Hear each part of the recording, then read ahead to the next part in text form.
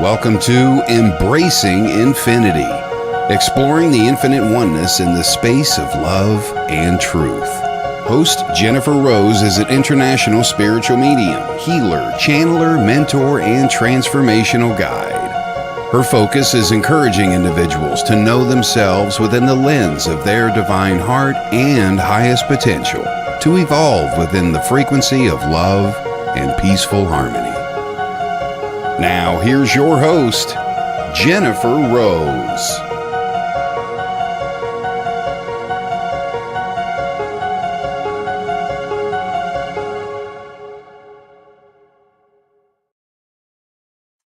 Hello, everybody. Welcome to Embracing Infinity on the Sacred Spiral Network. I'm Jennifer Rose, and so happy to be with all of you this beautiful summer Friday.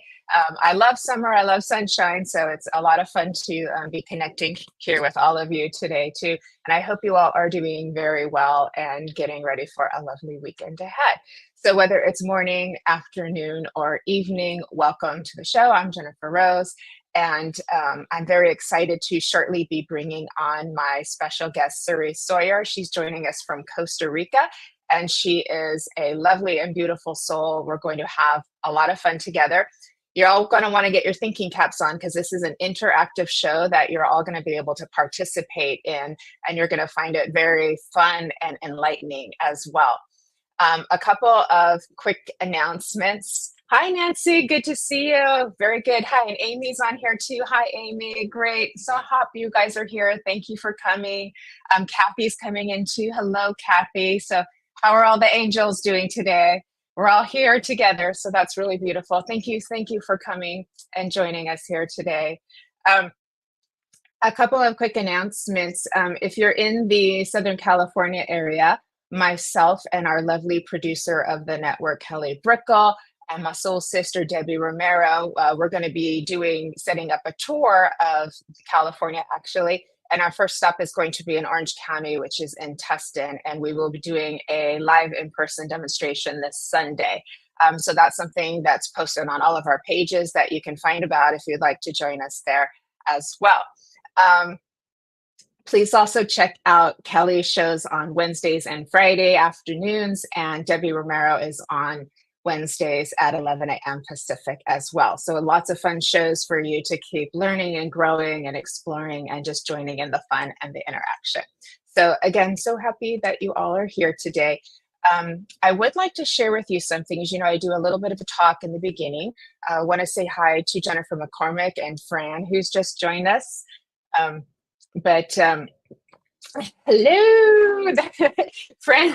Fran's my girl. She does the Mrs. Doubtfire impersonation. If you could hear it in person, it's quite delightful. It makes me laugh every time, so I know that's what she's doing right now. Anyways, I found something that just popped up in my memories. This happens a lot. It's the divine synchronicity of messages, of things that I channel or things that come to us. And then they show up again a year later, 2 years later, 3 years later, 4 years later. And you realize like, oh my gosh, this is totally relevant for right now. Like this is what like we need to hear right now. So it's a reminder of the cyclical nature of the spiritual human experience. And it's also a reminder that these lessons that we learn and the growth that we attain just keeps elevating and going deeper. And it also is that reminder that there is that divine intelligence that we are a part of. And that is something that we can kind of learn to surrender to and be part of, working together as a partnership versus feeling the separation that brings forth a lot of anxiety, especially when we're in times or experiencing external circumstances that affect our nervous system. Going back into the flow of grace.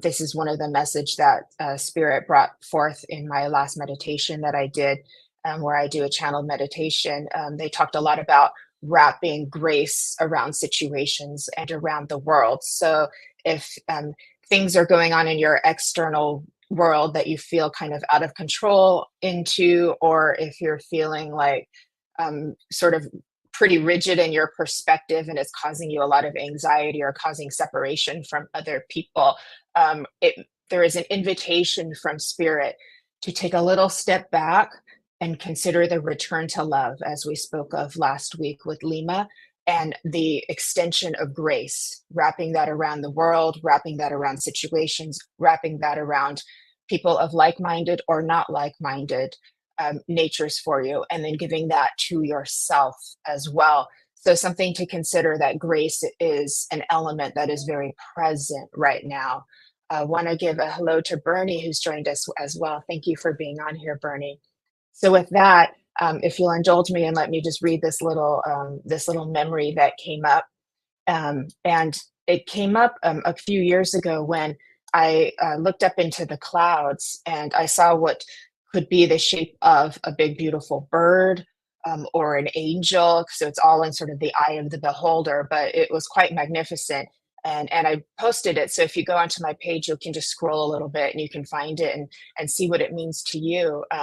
But I would love to just read sort of what I channeled when I posted that little photo and what spirit brought forth through me with that. So if you'll just listen for just a moment, it's short, but it's a beautiful message. So here we go. There is a space that allows us to see, know, and understand clearly. It is those moments where you feel that comfort inside of you that everything is all right. It is to be in the eye of the storm where you can remain still and calm. It feels free without confusion because hope, faith, and grace gives us a glimpse beyond the veil of illusion. These moments may be fleeting, but they are precious. It is in these moments, in this space, where we have transcended what we call reality and are once again experiencing ourselves as spirit. It is the higher knowing of us that understands there is a plan, a path, a journey, a story to be told. And in this story, there will be joy and pain, triumph and tragedy, and much of the time, nothing will make sense. That higher knowing of us knows the story and knows there is a destination, a happy ending. That happy ending is always love.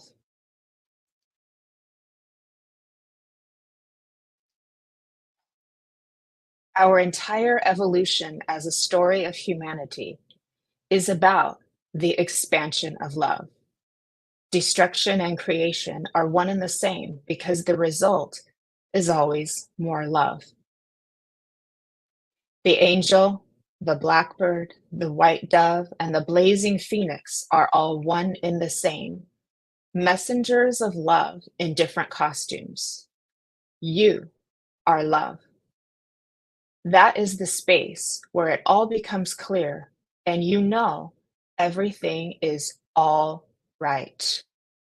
The wrong that you experience and witness is your calling to be part of the love expansion. Make it better in your own special way. Do your part.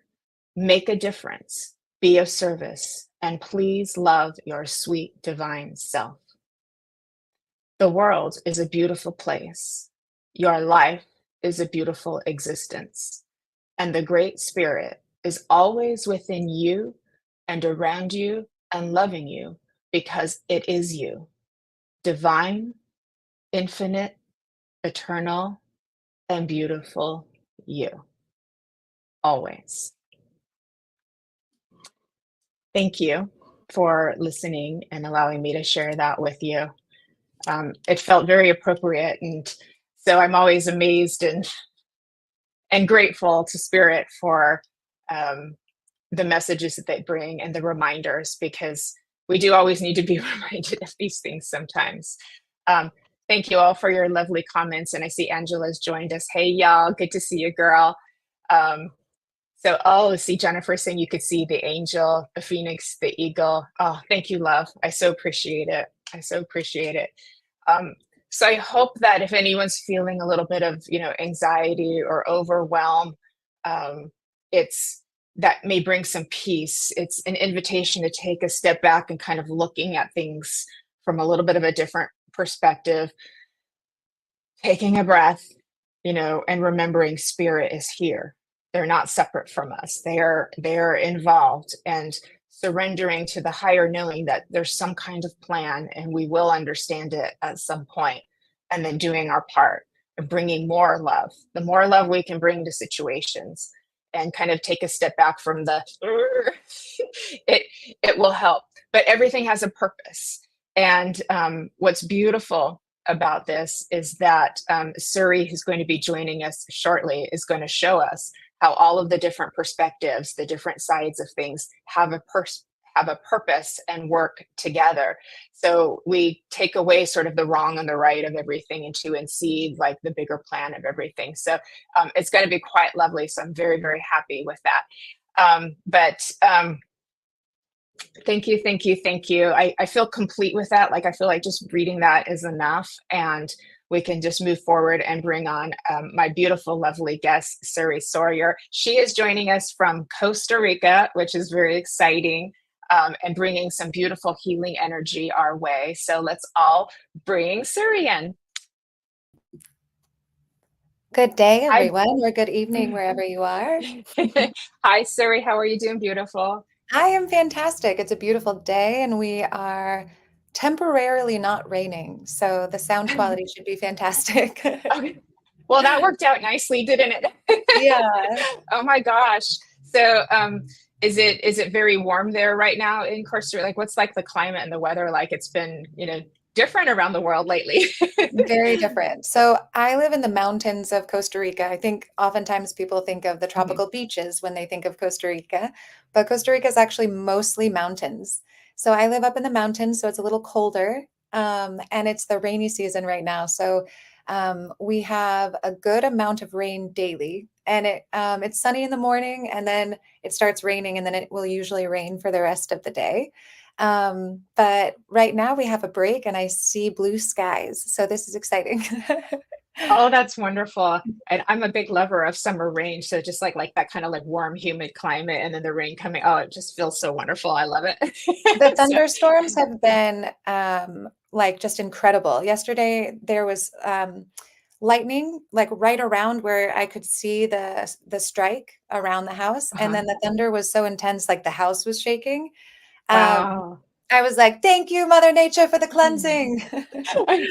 Oh, I love it. I love it. And it's like to witness that kind of power too. Like, and it's just another thing that reminds you like of the bigness that we're all part of too. Right. So I Yeah. love Yeah. that. I love that. I just want to say hi. Nicole's just joined us, and Tracy's from Scotland as well. So hello. Thank you guys for coming on and joining us. Um, so, Suri, would you mind starting off with just telling us a little bit about yourself? Yes, I would love to. So I currently, right now, the iteration of me, I'm a psychic healer as well as a mystic and death doula. My journey into mystic arts, I guess, started as a little kid. I felt a connection to something that I think many people do, nondescript, and over the years, it's had different labels or names, but the concept of feeling connected has been something I've felt for my whole life. And I grew up incredibly religious. And so I got a lot of indoctrination about death and had a lot of fears around death, which drove me to desire to understand it better. And what I found was like with a mystic perspective on death, it was like the window through to truly living.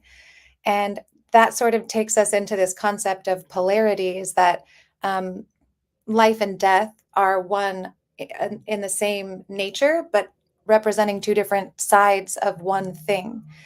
And so to truly understand to live is to look into death. And I found myself exploring concepts of death and the other side, ancestors, mediumship. In some funny way, they're all kind of tied in together. I started studying Reiki and just the capacity within each of us to bring healing energy from source through us, either to ourselves or to another person or to a situation. And as I was studying that, it's very, for myself, there's not really words. The moment you start to describe some of these esoteric concepts is the moment you lose it.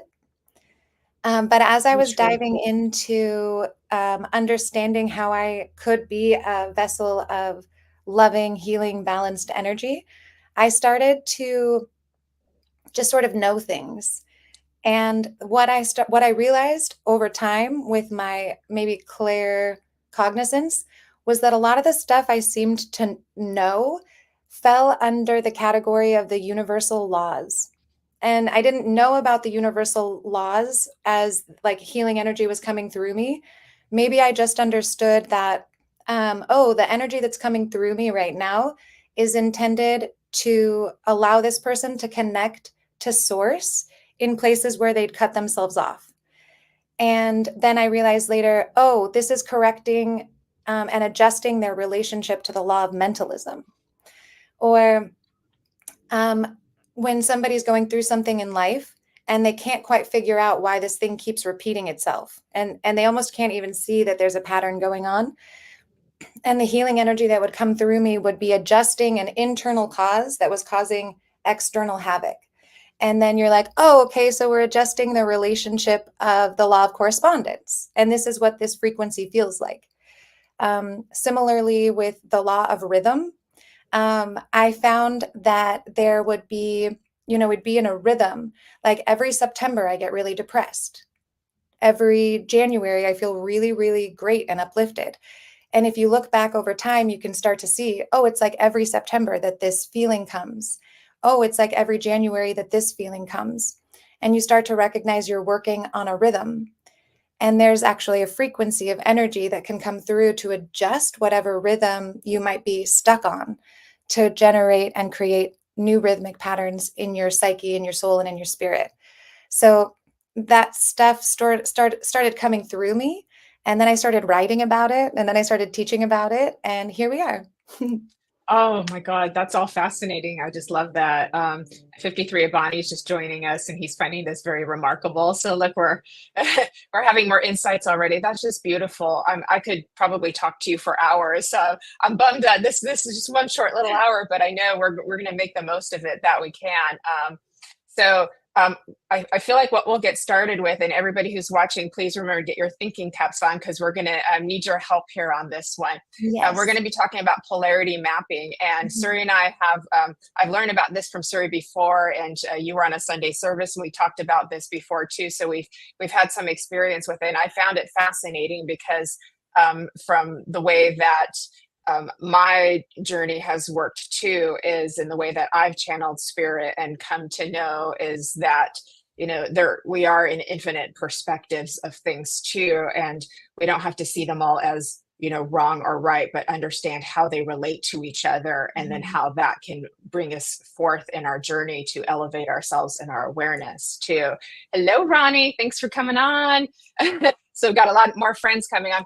Okay, so with Yay. that, would you let us know what is polarity mapping? And I know you've have some illustrations to share from I us. So this do. is going to be a lot of fun, everybody. You guys, I made you slides. Yay!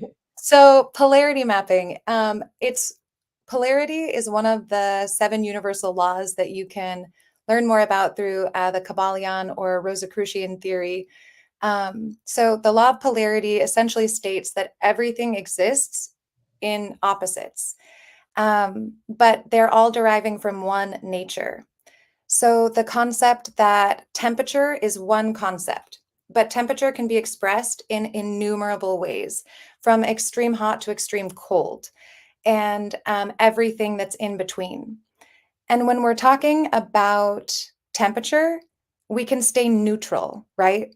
Like, I don't think anyone, I mean, correct me if I'm wrong, but I don't think anyone is really dead set on no, it's hot or bust, or it's hot or it's cold or like, no, thank you. Unless we're talking about ice cream, because yes, if cold or no, thank you.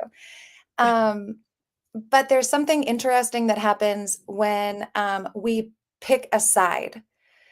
We can polarize ourselves And when we think of the yin yang symbol as being one circle with two sides, that's something in its totality. It's representing a wholeness by representing the shadow and the light of a nature.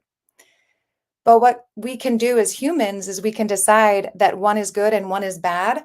And it's the equivalent of taking a wholeness, hang on, there we go, and splitting it. And now you have these two things that are bumping up against each other, causing friction, whether that be just inside of you, having a friction within you, or it getting to correspondence, and now you have friction externally. A really good example of this would be when we look at the nature of creation.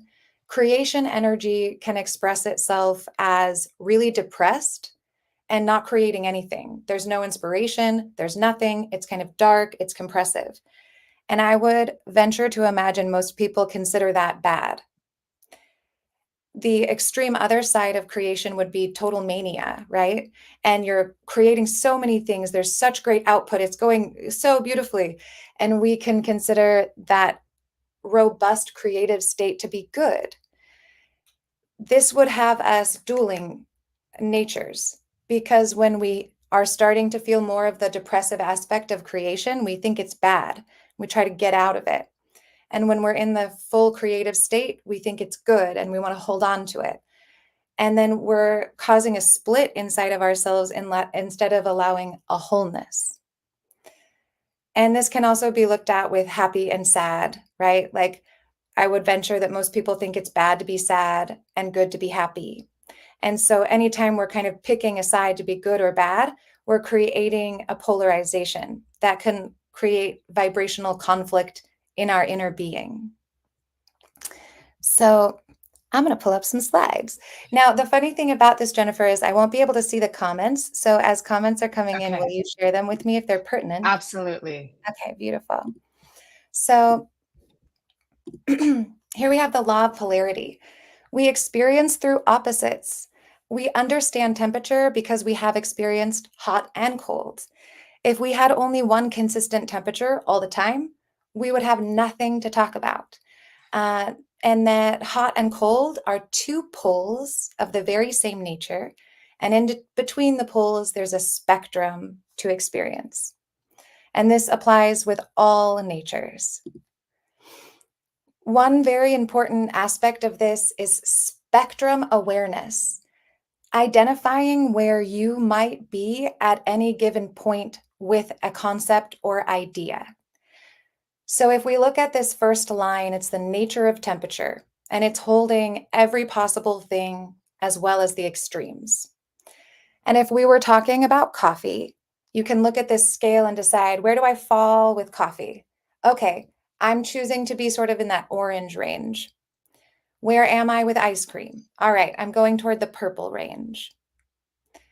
When we talk about the nature of light, again, we can come at the nature of light in a really neutral way. So when I go to sleep, I'm going to prefer to be on the dark side of the scale. When I'm drawing or painting or writing, I'm going to prefer to be toward the brighter side of the scale. So you can see that with things like temperature and light, we can move easily from one side of the polarity to the other without getting triggered necessarily. But what about this applied to other concepts, like the nature of creativity, feeling depressed and or manic? What about the nature of contentment, feeling disappointed or satisfied? So when we look at contentment, for example, let's say you had a conversation with someone and it left you feeling really disappointed. It's important to note, okay, on the spectrum of satisfied and disappointed, I'm definitely in the blue section. And or, oh, hey, this experience is going so well for me. I'm loving it. I'm recognizing that right now, mentally and emotionally, I'm on the red side of the scale. I'm feeling incredibly satisfied. So as we go through life, we can kind of get stuck in certain frequencies. And so with the nature of contentment, we may find ourselves consistently on the disappointed side of things, which would mean that we need to balance out the nature of contentment by identifying the frequency of feeling satisfied and vice versa. So that is spectrum awareness, identifying where you're currently sitting on any kind of topic. And then that takes us into, so this is the map, you guys. This is the polarity map. And you can see in here, I put the words control and neglect. This actually came from a session that I did with someone recently, where they were working through essentially codependency. They were always feeling like they needed to be in control of situations. Otherwise, it felt like they were being neglectful to the people around them. And so we put these words in the system. And as you can see here, you fill out the quadrants. So you have to be able to understand what is good about being able to control a situation, while simultaneously understanding what could potentially be bad or unhealthy about control over a situation. Likewise, going to the sensation of neglect. What's bad about neglecting something or someone or a situation? Likewise, what could potentially be good about neglect? And that quadrant, I'm wondering how people respond to that one. What could possibly be good about the sensation of neglect? Right? Is that a challenging one to fill in? I think it would be because when we people have a hard time, especially if it's something they feel very passionate about. It's like an ideal or an idea or a belief they feel very passionate about. To be able to let go of the control, and like I said, kind of go into that surrender. They think, doesn't that mean I don't care? And it's like, no, it Mhm. doesn't mean you don't care. It means you're relieving yourself of the anxiety of that, and knowing that you're not the only person who has to fix it, that we can just do our part and allow the universe to do its thing, so to speak. It just may not be in our time frame. So Right, yeah, right. I love that. Want to say hi real quick to Debbie and Michelle and Dolores, who joined us as well. Thanks for being here, everybody. So Thank you moving guys forward. for watching. um, so with the four quadrants, it's oftentimes really easy to fill out two of them, but really difficult to fill out two of them. Like you could kind of tell, Yeah. right? So when we were looking at control and neglect, like, and maybe that's not even the best one, but like, let's look at happy and sad. When we're looking at the concept of happy, it might be challenging for us to fill out the quadrant that says, what's bad about happy? And then likewise, it might be challenging to fill out the quadrant that says, what's good about being sad? When we're working on a polarity map and we find a quadrant that's really difficult to fill in, that will show you where you're unable to hold the totality of an idea. And like not being able to fill out a certain quadrant is like, oh, there's my work. Like there is where I can find more neutrality in this polarity. Being neglect could be good for someone's growth. Yes, I agree with that. So I did some muscle testing this morning specifically for this group. So this is where we can become interactive, and I shall take notes on our behalf. And also you guys can take notes as well. This is so So fun, you guys. I've done this before with Suri, and it's just fascinating to watch, and it's right up my alley. I have that same yin and yang patio furniture. do you? It's so cute. I'll have to put a picture of it. Please do.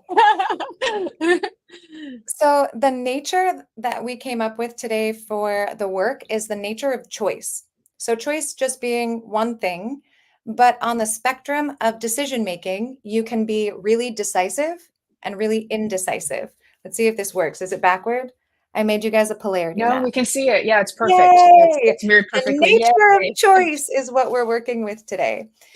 So in the polarity map, we'll start as a group together. So here's the question. We're going to work with the concept of decisive first, the ability to just cut through decision making and make those decisions and yes to this, no to that. I'm feeling so confident in my decision making. So, what is good about decisive? You guys can start filling it out in the chat. I would Yes, love if that. you all could want to contribute and put things in the little chat box, and then we'll fill it out. So Yeah. I would think it would save time if you're decisive. You save time, and you can get readily, involved in whatever the next project is or whatever you're doing. It just seems like a time saving factor as well Yeah, too. I'm in agreement Um, with that. mhm. I also feel like being decisive helps with clarity, not just within yourself, but also when you're working with other people. Decisiveness brings clarity. And it does make other people happy too, because, oh, a decision's being made, I don't have to make Yeah. it. So it gives other people calmness and confidence quickly. Michelle Hmm. says, move on quickly. Yes. Craig says, action solutions to solve problems. Hmm. Hi, Julie. Thanks for coming. Okay. No regrets. It can bring a sense of peace. You all are doing really, really well. It's so funny with the no regrets one. I immediately want to do a whole other polarity map on regrets. I know too. It's best. You could do a whole book Um, on them. Sacred Spiral, Kelly's saying to be in the flow with the energy of your will. That's yes, great. yes, yes, Ooh, I yes, know. because it's like the I knew use of that's your what you will meant. like a sword. Yeah, Yeah. exactly. I knew that's what you meant, Kelly. Craig is saying inspiring confidence in others. Yeah, so it helps the Hmm. people around you, like, oh, good, she made a decision. He made a decision. We're going that way. So Yes. Beautiful. it's All right. So that feels pretty complete on the nature Mhm. of what's good about decisive. Oh, we have hearts. I'll put a heart Yeah. there. We love Okay. hearts. So we're going into the next quadrant below, which is what is bad about being decisive. And Okay. I would say like hasty decisions. It's so funny because with no regrets, I'd put regrets, right? Yeah. Like those quick Yeah. decisions where you're like, dang it, I wish I had more information. So I'm actually going to put Yeah, that exactly. below. That's what I was thinking too. Like you may wish in the future that you had thought it out more or done it differently, because new information came in or you saw the result and then wished that maybe you had been a little less decisive and a little more thoughtful.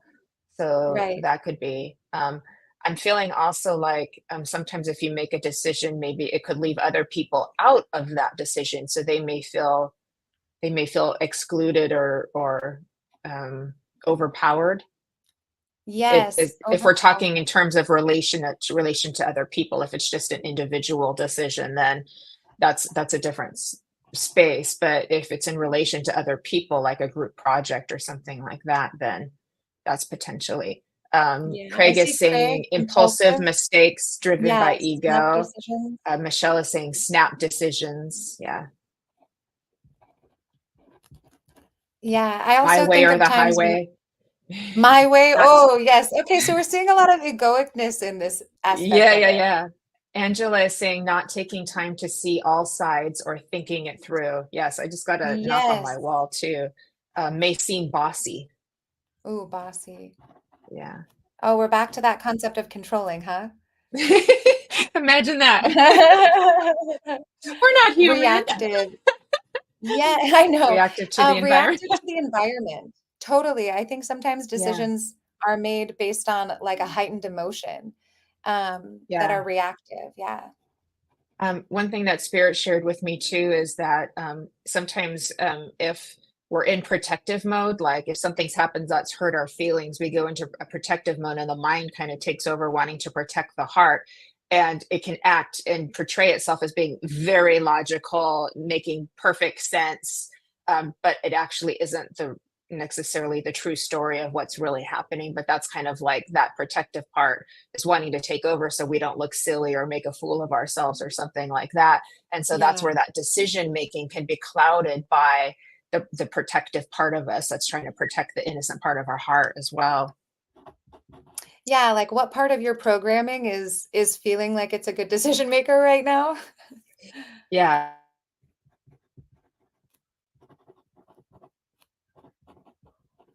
All right. So let us go now to the other half of our page, which is indecisive. So we're looking at that quality or way of being. And we're going to start with what is bad about being or feeling indecisive. The first thing I think of is anxiety. Yeah. where you know a Me too. decision needs to be made, but you can't make one. And so the anxiety builds up in your being. Yep, that was mine too. It's frustrating for other people when they need you to make a decision too of other people. So Mhm. in relation to other people not being able to make a decision, it can invite judgment from other people as well. Yeah. Um, Anyone else want to add to this in our group yeah, here? please. Speaking on, I think it was Katie, right? Sacred Spiral Network, who was Oh, saying, Kelly. Kelly. Kelly. Kelly was saying that what's good about decisive is to be in good flow with your willpower. And so Yeah. I would transfer this right over and say being out of flow with your willpower and your ability to create. Yes, yes. Craig is saying active creation of larger problems, afraid of Mhm. making a mistake. Yeah, that's a big one. I can't make a decision because I don't want to make a mistake. I don't want to choose the wrong thing. What's that going to create? So that's where you're feeling like it's all up to you and that anxiety. So Mhm.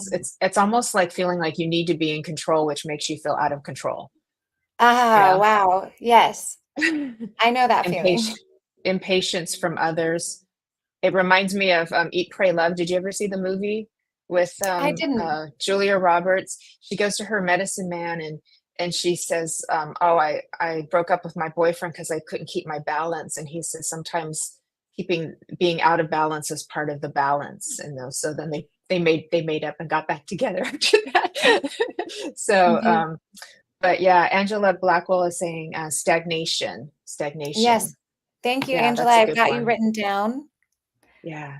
Anybody else want to add? Yeah, those are all really, really good. And Okay. we can move into the last quadrant for this one, which is what is good about being indecisive?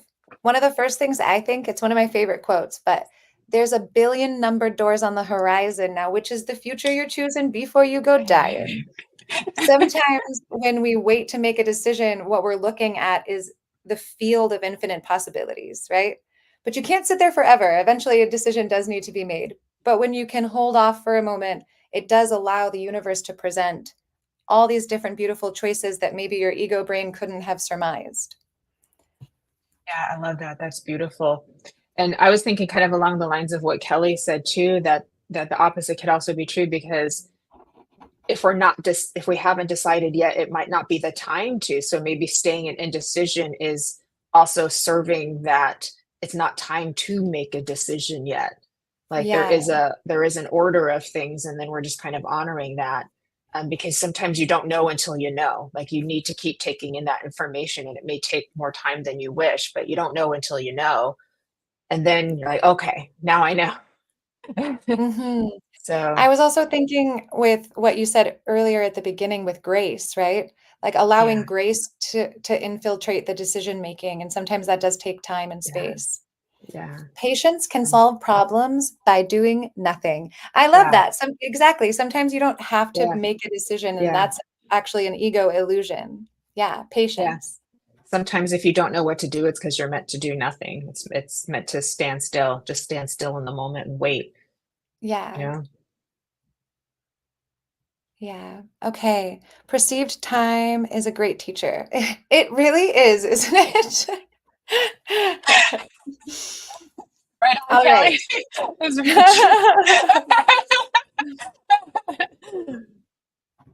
true. So the main frequency I'm getting from the what's good about indecisive is essentially like that's the space where spirit, universe, God can come in on your behalf.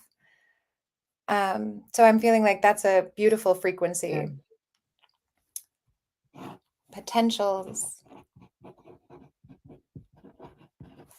All right. So the last quadrant, what's good about indecision is the least filled out. The other ones, there was like a big flood of energy that came in to fill them out. But this is the one that's coming back with just sort of like, I'm not sure. So if anyone else has a couple more, ooh, I love that. I love God Oh, coming yeah. in Oh, too, yeah. Craig. So what's good about indecision? Invites help from other people, invites Oh, other people to come and help you make a decision, to give their thoughts. So then it becomes more of a partnership. Hi, Philum, good to see you. yeah, invite Yay, we support got from. another one. Yay!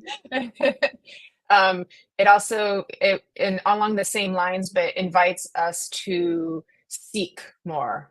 Indecision would invite us to do more seeking, do more Yeah. asking, do more requesting of help.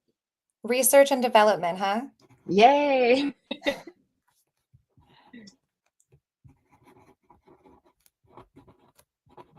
All Are we right. more filled out now? Yes. Yes, I would say that each quadrant is equally full. So Yay, thank you, Spirit, helping. so here is our polarity map with all of its words and everything on it. You don't necessarily need to be able to read the words. It's just so that you guys have a context of how to play this game for yourself. So when we're working with a polarity in a map like this, when I do this, it's usually because someone's fighting with something inside, whether it be myself or a client, and they're having this, the nature is fighting itself. So you may have someone who is accustomed to being like a CEO of a company and they're needing to be decisive all the time. And that can polarize them to the point that they find great negativity in indecision. And it's frustrating to them and they don't like it and it slows down their whole process. But by deciding that indecision is bad, it creates more opportunities for snap decisions that are later potentially regrettable or you wish you had more information with. Likewise, you can become almost indecision paralyzed, where being decisive feels scary because you don't want to be bossy and you don't want to make the wrong decisions. And you need everyone to weigh in on every decision that you're making because you're afraid that there's a lack of trust. So someone can fall on that side of the category and look at the CEO who is incredibly decisive and find that behavior bad, while the CEO is looking at the very indecisive one being like, well, that's how are you getting anywhere, right?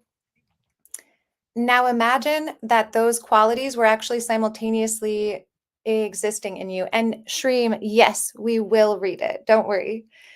Imagine that. Shreem's wanting like a psychic reading. We're not actually Oh, doing readings in this particular show, but we're so happy that you're here, and I'm sure you're going to get a lot out of our conversation as well. So thank you for being here.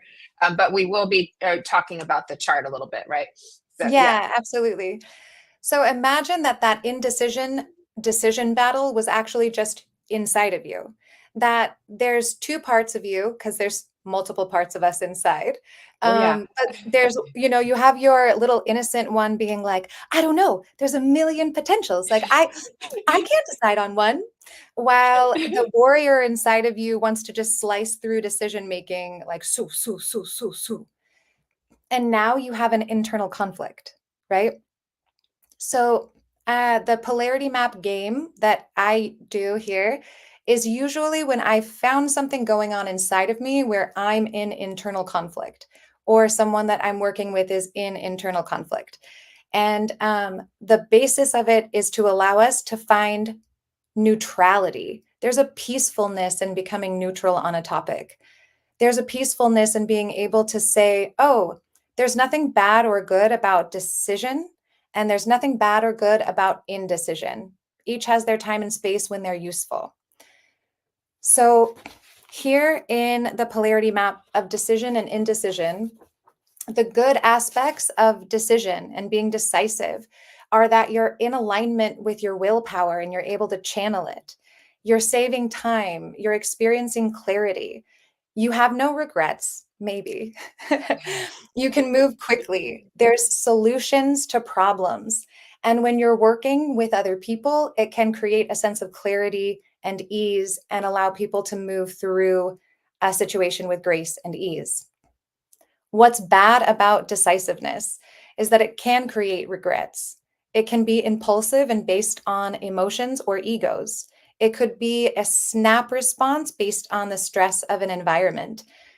People might perceive you as being bossy or dictator like, And it can also, decision making can actually be programmed responses to protect the more vulnerable parts of ourselves.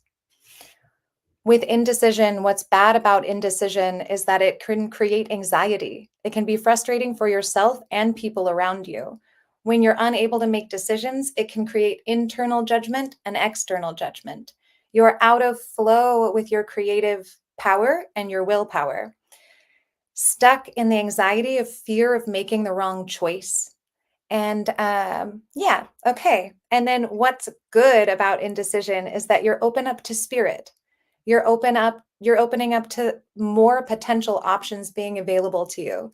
You're practicing a deeper sense of patience. You're creating space to get more information. And like somebody said in the chat, sometimes not making a decision is exactly what you need to do, because sometimes there's nothing to do and time resolves it itself.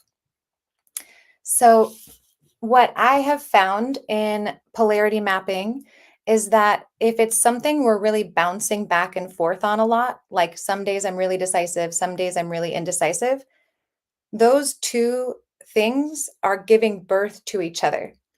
So you might have a season of life where you've been extremely decisive. And that can feel good, and you're in your creative energy and you're using your willpower and yeah, yes, this is fantastic. But eventually, what happens is you go from what's good about decisiveness into what's bad about decisiveness. So if I've spent a good week being slicey decisive with my warrior energy and it's feeling really good, and then all of a sudden I'm like, oh my gosh, like I'm really bossy. Oh my gosh, I did make some decisions that I regret now. Whoa, I was being impulsive.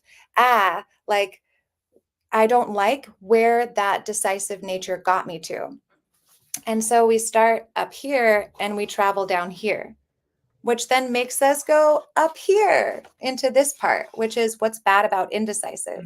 Because we've been slicing through, we're feeling so decisive and good about it. Then we realize, wait, I might have made some mistakes I'm not so excited about, which pushes us into the side of indecision, where now we're feeling what's not good about indecision. Now I'm feeling afraid of making the wrong choice again. Or now I'm feeling the judgment of having been so decisive and now I'm indecisive. Now I'm feeling the anxiety of not being able to make a decision. And if we're able to, that'll take us back down again to what's good about indecision. Now we can open ourselves up and allow spirit to come in. We can allow other perspectives to come in. We can allow time to do what time does. And so what we find is these are like seasons of a concept, and you're guaranteed to sit in all four of them at some point. So we go from really decisive and feeling good about it into, uh-oh, maybe that wasn't so great. Oh, now I'm feeling stuck and not able to make such clear decisions. Wait, now I can just breathe. And now decision making is back. And now I'm feeling decisive. Now I'm noticing the downside of decisiveness. Now I'm coming here. It can also go backward, where I'm really stuck in indecision. I can't make a choice. I'm feeling judged and anxious and all of these things, which eventually releases me into surrender, where I start to let spirit and other people help me and show me different possibilities, which allows me to come up here and make decisions, and then come here and go through it again. Y'all So notice that infinite loop that she just did on her page? Did you wait, I see got it on that? the slide. I'll show you here so you guys can see. This And is we're what meant it, to experience all of it because yes. that's from the soul perspective. The soul of us wants all of it, you know. We live in the land of opposites, and it could be big chunks of time or little chunks of time where we end up experiencing one or the other. We could spend half our life in control and the other half of our life in, needing people to help us, if that makes sense too. I've noticed because I'm a medium, so I see that in the different spans of lifetime. So beautifully illustrated. Thank you. Back to you, love. Um, so what's so interesting about when something is extremely polarized inside of us, what you're going to find is that we can get really stuck in one quadrant and stop utilizing essentially the flowing nature of its totality. So we can get stuck for a really long period of time in just what's good about decisiveness, and stay there for a while, and then go straight down to what's bad about decisiveness and just kind of oscillate back and forth and not allow ourselves to open up to the fullness of decisiveness and indecisiveness. Also, you can move through the quadrants really slowly. You might be in a season of decisiveness for 3 to 6 months, or maybe 3 to 6 years, and then find yourself in a series of indecision for 3 to 6 months or 3 to 6 years. And this is still operating under the context that the concepts are split within you. The beautiful aspect of spiritual alchemy is allowing more and more concepts to be held within you in their totality, where at some point there's actually no difference between decisive and indecisive. They're the same. And somehow you're able to sit in what's good about decisiveness and what's good about indecisiveness simultaneously. They're not separate. And letting the aspects of a nature merge within you. That's the concept of creating spiritual gold, for example. And to take it to another kind of emotion, it would be like being able to feel happy and sad simultaneously and just be okay with it, right? To feel creative and creatively repressed somehow simultaneously. And neither one feels good or bad. They just are states of being that you're holding all at once. Yeah. I had a couple of thoughts as you were speaking too. Like, for instance, when sometimes we just like listening to a sad song, it's a sad song, but we're actually enjoying listening to it and just being one with the emotion. It's very cathartic. It's enabling us to kind of experience that emotion in a way that flows the energy, and we're not necessarily judging it. That's just like a little minute example, but it's very true. And I think of myself, there are some parts of my life that are going very well, and there's some parts that I would love to be better or have improvement on. And I seem to just be kind of like trying to stay okay with it all, because we do have all these parts, and then so there's the polarities of multiple different parts of things we're experiencing too. So it's like this decisive and indecisive, and then all these other concepts, and now we're in this big web of polarity that we're trying to like bring together. So how can we achieve more of this, the alchemy, the integration? Yeah, the alchemy and the integration. Yeah. When earlier in the call, I was showing the lines of spectrum awareness.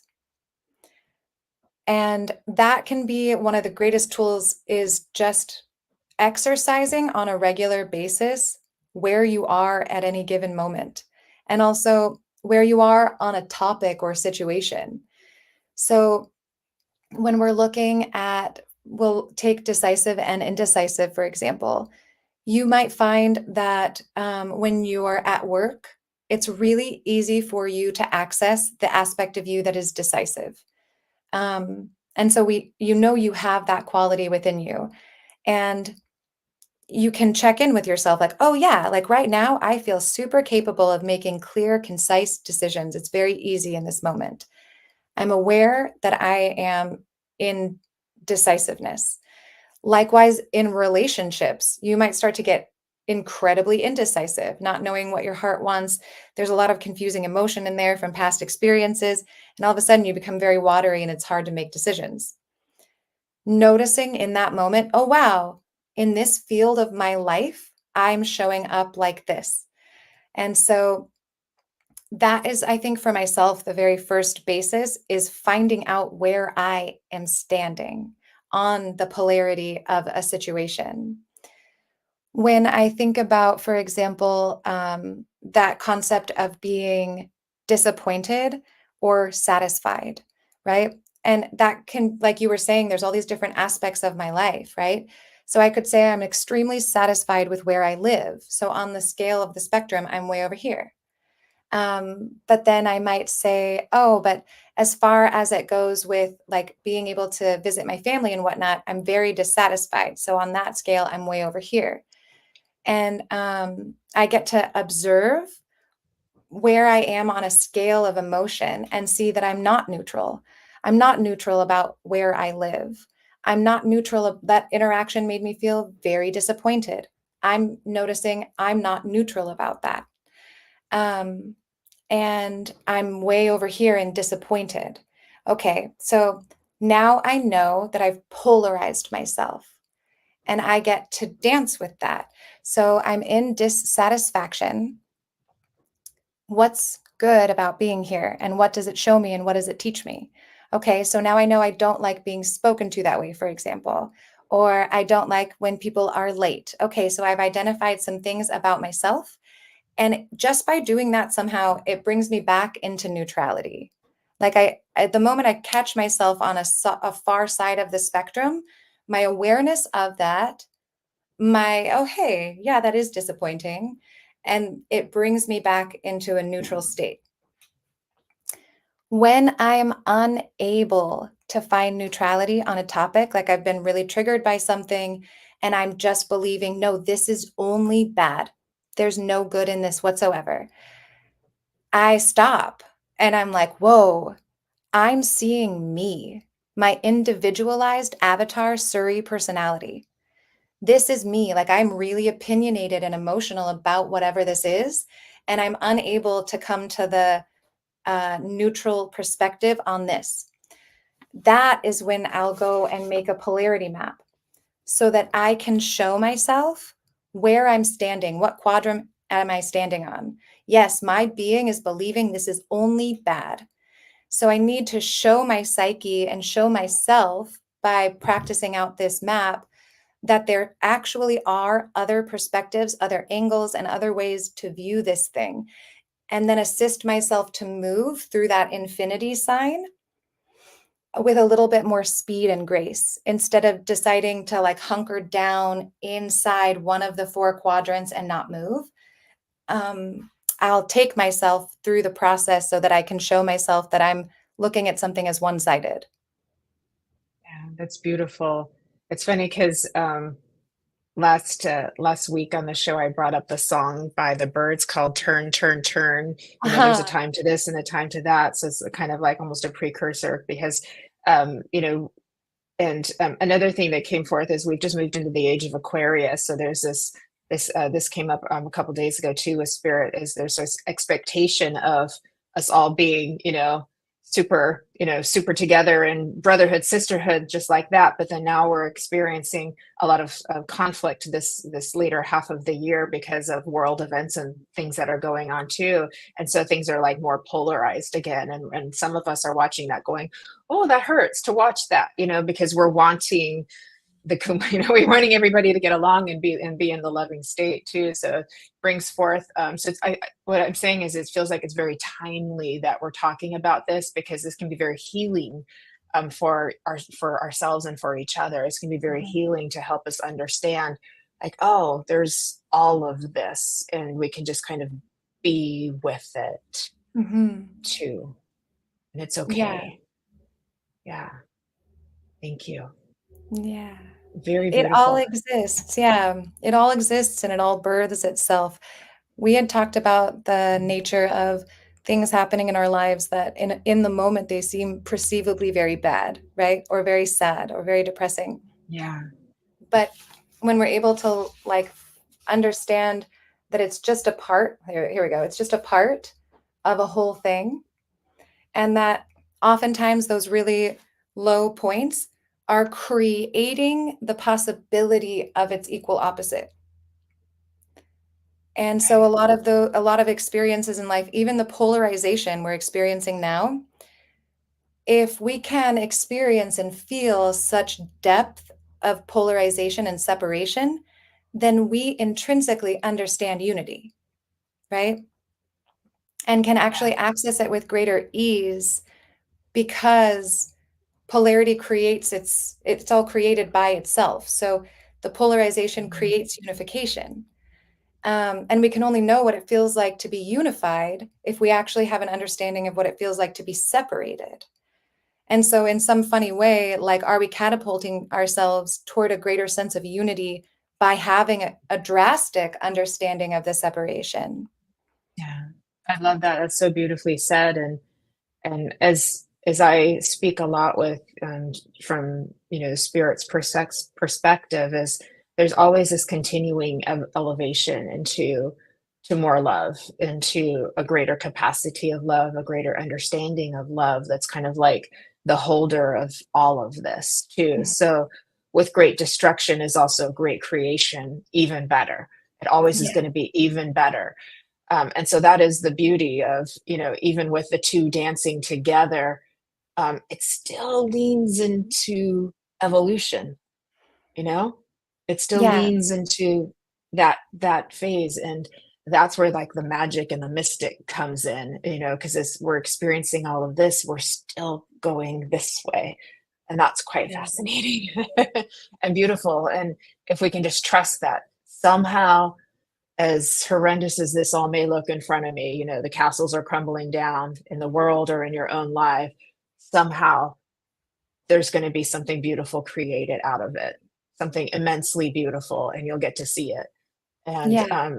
and there's so much potential for growth and awareness and understanding, and things coming into your life that you never thought possible, like the gifts that come from giving birth. It's like you have that baby and it's so painful to like have a baby and go through all that experience, but then you get the baby, you get this beautiful being like into the mother's arms too. So um I'm feeling blessed that we all got to be here today and do this in this beautiful um time that we've shared together. And I can see everybody is really enjoying. Angela says so helpful and illuminating too. I know we're getting almost out of time here Mhm. too. But there was one thing, because I know you work as a death doula. Would you be able to just we should probably have another show on this one. But would you be able to just share just a couple of minutes of what that work is like? Because as a medium, and I know there's a lot of mediums who are on here joining us as well, we get a little bit of from the outside perspective of like, why do you want to deal with death? Like, why do you do that? It's death, and they think it's something sort of dark and oppressive. And I'm just like, no, it's a miracle. I'm connecting with a loved one. I'm bringing the healing to the person who misses, to the grief Mhm. of all that too. So what I'm doing is beautiful. I don't see death as dark or anything like that. I see it as something beautiful. So would you be able to give us just a little snippet of your work with that? I would love to. So on the death doula or death midwife front, there are actually 100 ways that you can practice the art. My Because of COVID, right? Like all of a sudden you couldn't actually physically interact with anyone anymore. So what I started doing was working with people who either themselves just received a terminal diagnosis or the children of someone who has just received a terminal diagnosis. And my work with people is to essentially be an anamkara, or someone who walks with you during the transition out of this earth plane. And that looks like spiritual support. That looks like grief support. I work with people often, let's say that it's someone my age who is losing a parent. I'll work with them from anywhere from 6 months to a year through that continued process, because the stages of grief are long and confusing. And you can jump from feeling really angry to really depressed to like, I feel fine today. And it's really delicious when you actually have someone who is walking along with you through the stages of grief and loss. One of the more abstract aspects of what I do falls under mediumship, where when someone is preparing to go, they're preparing on this side, but also on the other side. And family members are starting to gather from the other side. Guides are starting to gather on the other side. And the way that I perceive it is that there's like a birth canal, it's a death canal, and it's being prepared for you as you're preparing to leave here. And that as mediums and healers, we actually can assist in preparing that space. One of the things that I do often is create music specifically for people who are dying. And I literally say, listen for me, follow my voice. Like you'll be able, like you won't get lost, I swear.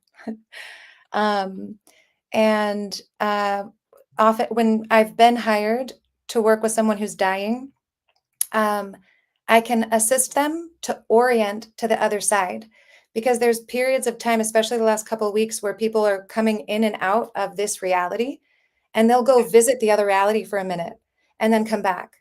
And that by itself can be a lot. And so what I do is I actually practice standing in the middle. So when this person flips and goes into the other side, how is this possible? I'm there. And when they come back here, what? How is that possible? You're here too? And it's like, yeah, because there's actually no separation. And you're starting to, as you're dying, see that there is no separation. But for whatever reason, people like you, Jennifer, and people like myself and other mediums who are watching can understand that we can be very much living and still aware of both sides. And so I've been using that gift specifically with people who are facing that reality now.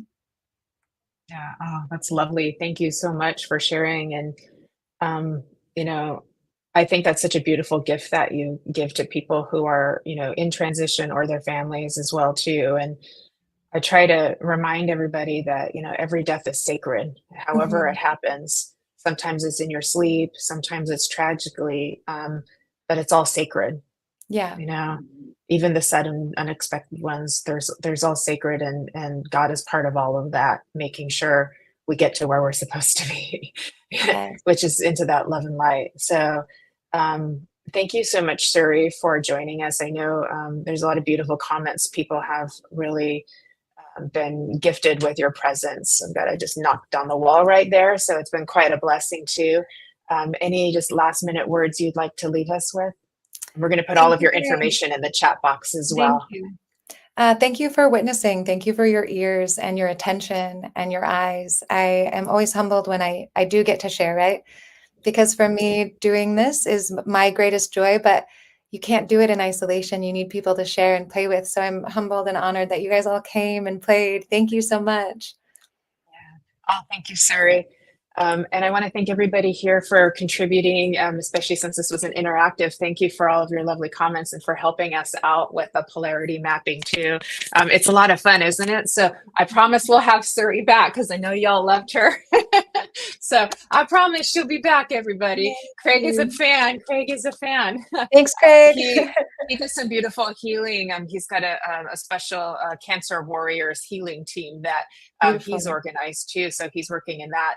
So I can see why the two of you have a beautiful synergy of the work that you do, that the different types of work that you both do. And and thank you everybody for joining us today and for spending time with us. I know it's busy. I know it's a Friday. I know the sun is out, but you're here with us, and I'm sure it's been rewarding, and much gratitude for all of you as well. Everybody, please, may all of this love and healing be infinitely multiplied and sent to all beings, all forms of consciousness in this world and beyond, so that everybody can feel loved, everybody can feel safe, everybody can feel peace, everybody can feel grace, and all things magical and beautiful. And may all those who are needing to find home find their way back in the arms of angels. With that, I want to say thank you very much for coming on to Sacred Spiral Network. I love you all very, very much. I will see you next Friday. And please have a beautiful and blessed weekend. And thank you, Suri. Yes, bye, everybody.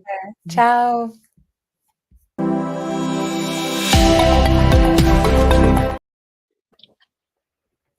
That was fun.